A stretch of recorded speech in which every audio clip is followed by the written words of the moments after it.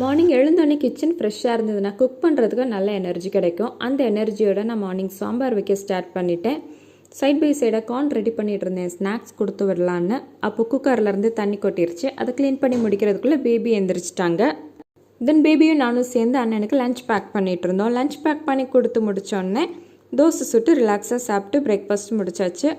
Morning school போகிறப்ப சேடாக தான் போனான். ஏன்னா 4 நாள் லீவ் இருந்தது. லீவ் முடிச்சுட்டு போகிறப்ப கொஞ்சம் சேட் ஆகிட்டான். ஸோ ரிட்டர்ன் வரும்போது ஸ்நாக்ஸ் செஞ்சு கொடுக்கலான்னு நினச்சேன்.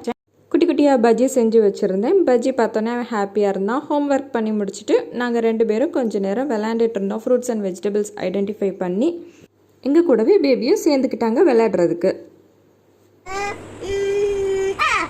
Banana? Yes. Apple? Yes. Orange?